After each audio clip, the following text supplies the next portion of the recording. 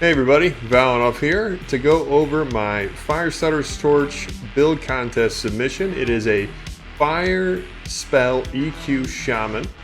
Now this is more or less just a proof of concept that's being displayed in the video. My gear is not exactly what I would have liked it to be.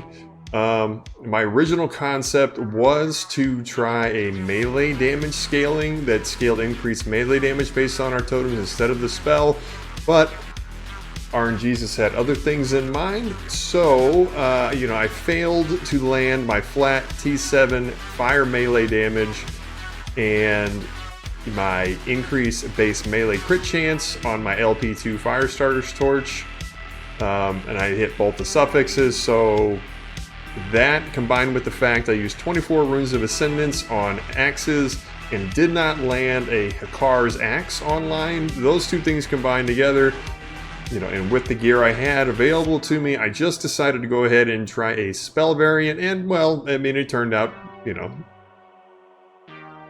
can't say fantastically, but it did exceed my expectations. I didn't actually think it was going to work out the way it did, but it was actually kind of fun to play, so I'm kind of going to explore this concept a little more. I think I might try doing a lightning version at some point, just because the FX on spell EQ looks really cool.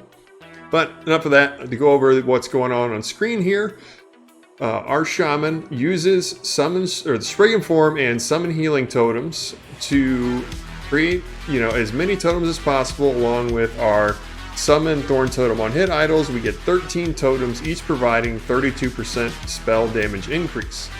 In addition, when we swap into our Spriggan form, we get a nice chunk of flat ward based on our armor, and we get a free cast of Thorn armor, which increases our base armor, giving us a little more damage reduction.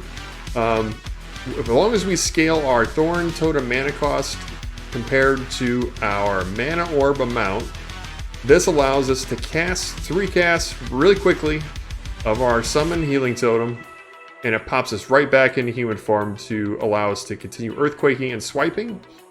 So we use swipe obviously to help fix our mana problems. We can't entirely do that because we don't have enough attack speed.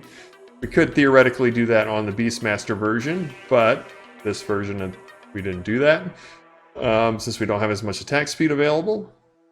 But the swipe gives us a large amount of critical strike multiplier, a nice more multiplier for our increased damage, which scales quite nicely with the amount of increased spell damage we get from all of our totems. So you summon your healing totems, you proc your thorn totems. As long as you have healing totems alive, you just swipe an earthquake. Gameplay is pretty straightforward, as you can see from the video.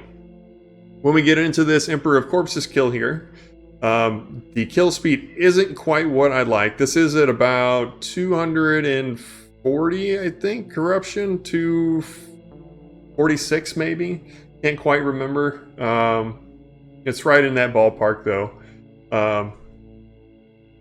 Now, once I had the gear fully optimized, I feel like this kill time could probably be reduced significantly from the time that it takes. As you can see too, the bug where you're able to move the Emperor Corpses still is not fixed.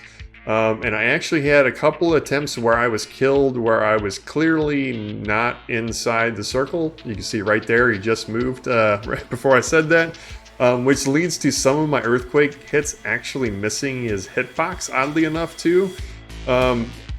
So between that and the fact my gear isn't totally where I would have liked it to be for this setup, I think actually this has a pretty high ceiling. I mean, for survivability, it feels really good. If I had a pair of Frostbite Shackles, my effective hit points would be really good because I'd be able to maintain probably 2,500 3K ward pretty easily. I mean, I really don't have any doubts of that.